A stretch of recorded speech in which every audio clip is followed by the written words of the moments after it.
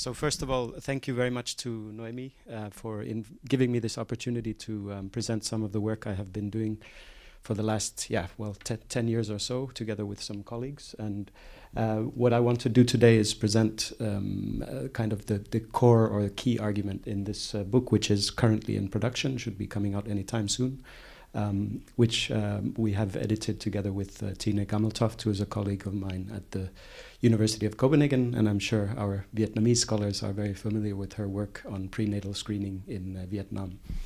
And as was mentioned in the introduction, the last 10 years I have myself been working in China's oldest and largest sperm bank.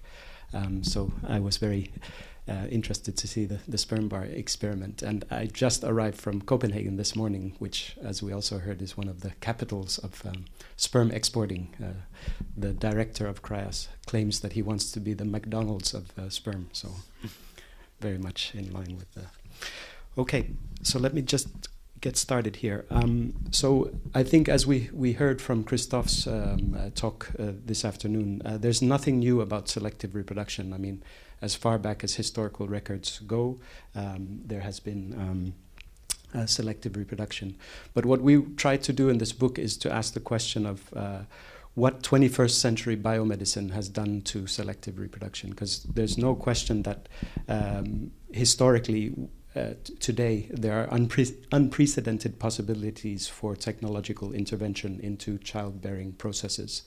So if we think of the last 40 years especially, human reproduction has been technologically parceled out into insemination, fertilization, implantation, gestation, termination, and preterm birth, and birth itself, of course. So each of these moments in the reproductive process has become a technically specialized field. And that introduces possibilities for selection at every single step. And that's what we try to kind of explore in the book.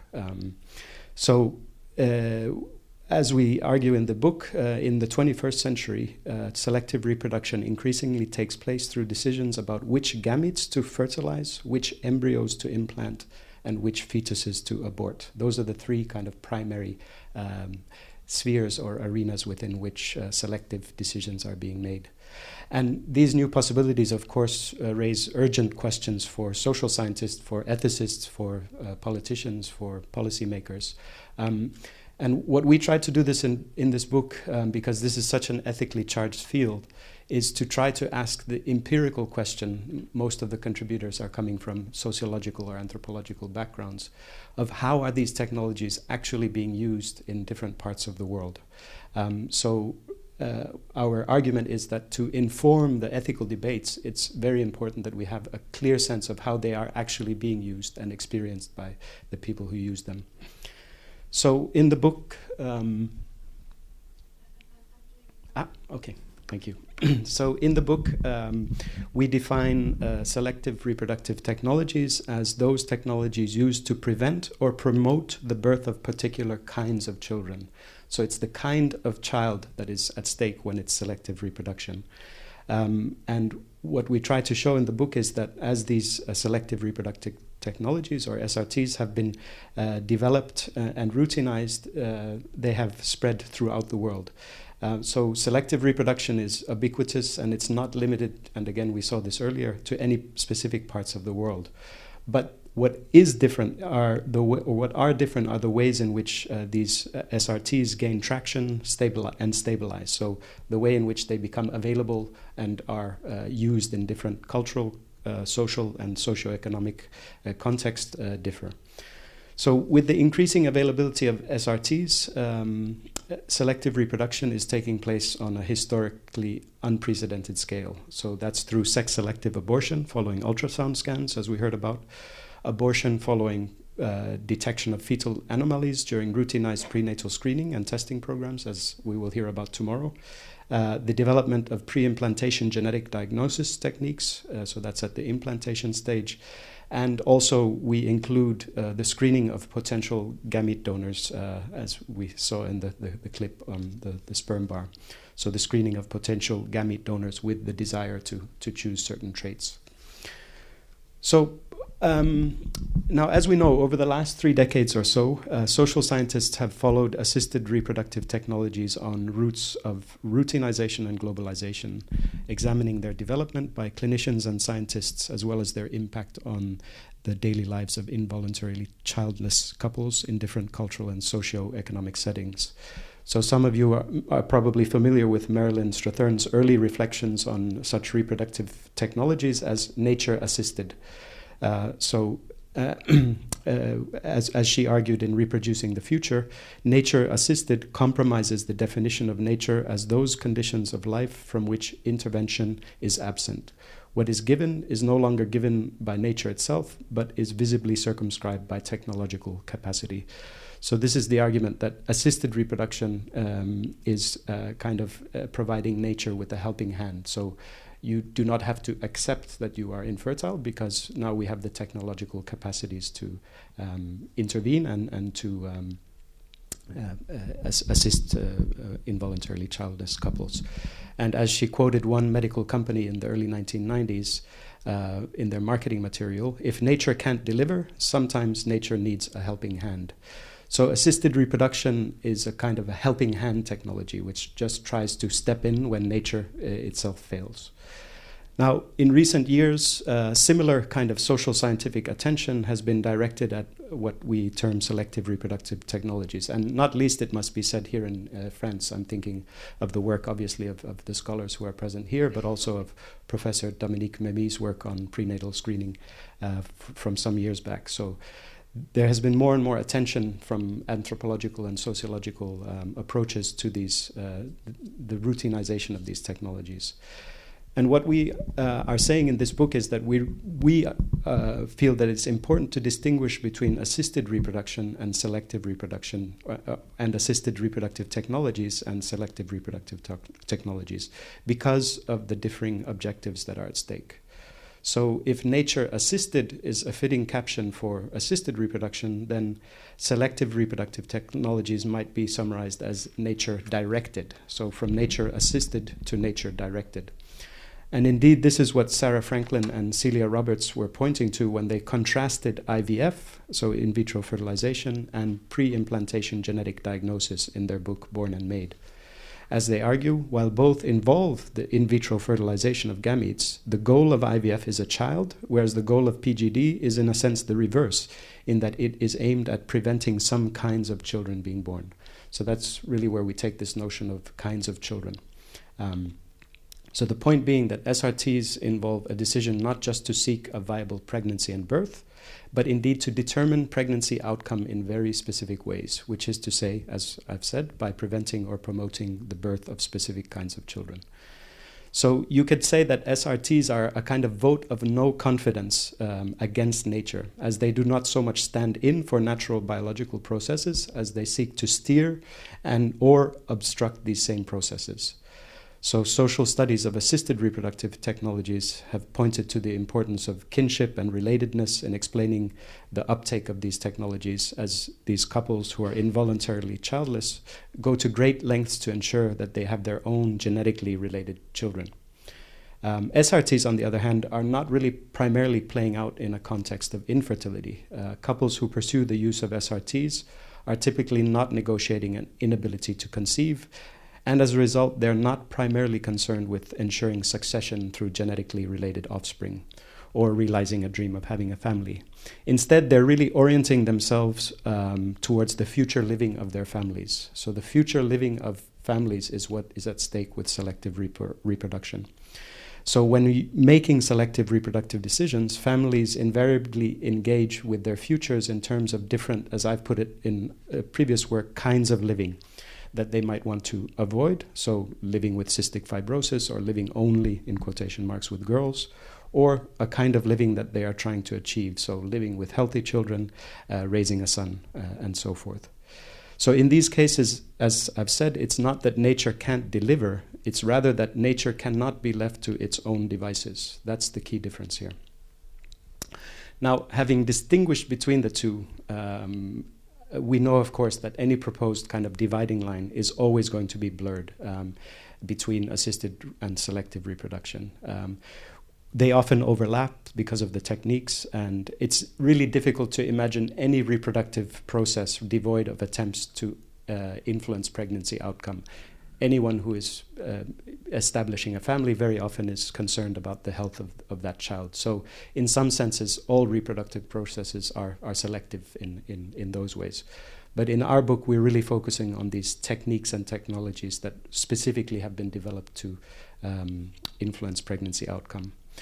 So we see this overlapping also in specific cases of, for example, transnational surrogacy involving egg donors, or in IVF clinics, which now attract both couples who are trying to overcome infertility, but also couples who are trying to prevent the transmission of a hereditary disease using PGD. Now, despite these overlaps, we're still arguing that it is analytically productive to distinguish what we might think of as two different reproductive schemas, namely this helping hand or assisted reproduction, which aims to overcome biological obstacles to reproduction on the one hand, and guiding hand or selective reproduction, which aims to technologically prevent or promote the birth of certain kinds of children. So between nature-assisted and nature-directed. Now, I think the slide on the different different forms. I had okay. Well, it doesn't matter. So in the book, we distinguish between four major forms of selective reproduction. And again, this afternoon, we heard about the major form, and that is sex selection. So the major, if we think in terms of scope, we're talking about millions of sex-selective abortions which are being performed around the world. And abortion is absolutely the major form of technique, of selective reproduction to this day. So despite the kind of, let's say, hype there is around being able to, play with the gametes and to manipulate embryos, absolutely abortion is the major technique when it comes to selective reproduction. So sex selection is the major one. Secondly, because of the routinization of prenatal screening, so in general surveillance of pregnancy and medicalization of pregnancy has meant that the detection of fetal abnormalities or chromosomal abnormalities has become the second kind of major area of selective reproduction. And that has to do with the goal of, for many people, not for all, of preventing the birth of children with certain diseases or congenital malformations. For others, it's a matter of preparing themselves for the birth of a child with particular characteristics. But in many cases, especially in the country I work in, China, but also in Denmark where I live, the use of prenatal testing has to do with preventing the birth of children with particular diseases. So that's the second kind of major area. And here we're talking perhaps not of millions, but at least of tens or hundreds of thousands of abortions around the world, which are performed to prevent the birth of a child with a particular disease. The third area is so-called positive selection. So the sperm bar example is perfect. So the selection and screening of gamete donors, whether an egg donor or sperm donor, on the basis that one believes that those traits that donor has can then be transmitted. Now, the science around this is obviously very dodgy, so we all know that a smart donor does not guarantee a smart child, but the imagination works and is marketed in all kinds of ways in these commercialized forms. So that's the third kind of key area, and we know that there are probably tens of thousands of donor children that are born or have been born around the world. So it is a growing area. And then finally, we have identified the HLA typing, so the so-called savior siblings, as a fourth area, which is on a much lower scale. So this is the selection of embryos which have tissue characteristics which then can be used to treat the child the sibling of the child who's born. And this is probably on the scale of hundreds at this stage. It's a technique which has been available since, well, at least 20 years now, but we're probably in it's hard to get the statistics, but it's probably in the hundreds, perhaps thousands that we're talking about. So those are the four major areas of selective reproduction that we cover. Yes, so the final section of the talk, I'll just talk about how we kind of address in the different chapters the uptake and spread of these selective reproductive technologies around the world. So we use the term routinization to think this through. So the way in which technologies are taken up, practiced, and experienced by the users. So as Barbara Koenig has argued, for a medical technology to traverse the continuum from experimental technology to standard of care, that is to say, to become routinized,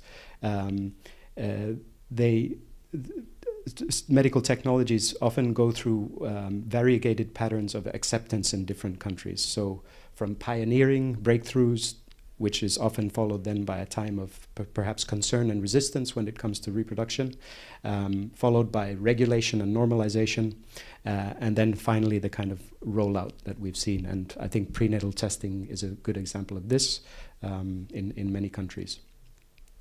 So in the book, we propose kind of 4 key important empirical routes to studying selective reproductive technologies in the 21st century.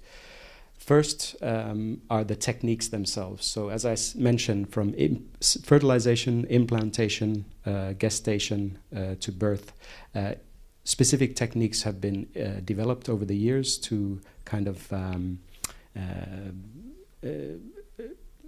improve the natural processes of, again, fertilization, implantation, gestation, and so forth. So the techniques include things like amniocentesis, ultrasound scans, sperm sorting, pre-implantation genetic diagnosis, and carrier testing.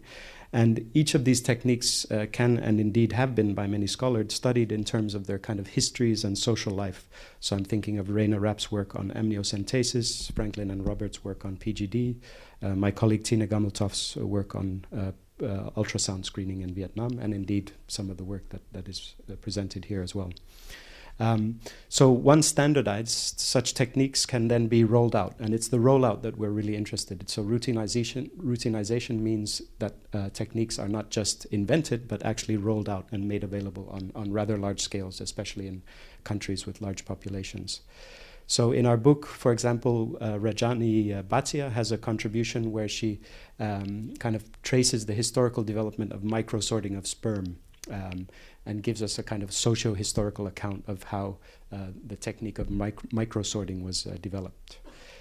So the techniques themselves deserve a lot of attention, because that's what is making selective reproduction on this unprecedented scale possible. Secondly, as I noted earlier, this kind of fragmentation of the reproductive process has also emerged in specific sites. So these are the sites where we as ethnographers or sociologists go to study these technologies as they are being used. So this can be a sperm bank, it can be a clinical genetics unit, it can be an IVF lab, it can be a prenatal clinic, an abortion clinic, a labor ward, to mention a few. And again, in our book, we have Vincenzo Pavone and Sara Lafuente, who have looked at the distinctions between PGS, so pre-implantation genetic screening, and pre-implantation genetic diagnosis, so PGS and PGD in a Spanish clinic. So this interesting meeting of infertile couples with families who are trying to avoid the transmission of a hereditary disease. So the sites are very important. These are the physical places where the technologies and techniques are provided. Third, just 1 more minute, please. Yes. Thank you. I'll rush through the third and fourth. So thirdly, the people, obviously, the people who use these technologies are crucial to understanding the uptake of them. And I'll just mention, again, we have 2 fantastic presentations on Vietnam today. Anthropologist Tran Minh Hang has a fantastic chapter on the kind of experience that women have of sex-selective abortions, these kind of tortuous decisions and the nightmares that they consequently have. So the people obviously are a crucial component, and as well as the kind of sonographers and geneticists and doctors. And then finally are the laws, regulations, and guidelines, which in each country very much shape these provision of these sex-selective technologies. So we have one contribution from Taiwan focusing on prenatal screening, which shows how the laws surrounding population family planning and population control really influence the ways in which parents are encouraged to utilize prenatal testing and all the anxieties that that brings with it. So the sites, the techniques, the people, and the laws and the regulations, these are the kind of 4 areas that we kind of think of as components of the reproductive complexes that every nation has. And a reproductive complex is something that we understand as a kind of assemblage of these components which shape the ways in which selective reproduction takes place in different parts of the world. We have contributions from Denmark, Spain, Vietnam, India, Taiwan, Australia, and USA. So I hope very much that you will be interested in having a look at the book. We're very proud of it. It's been 5 years in the making, and it should be out anytime soon. So that's a plug from the end here. So thank you.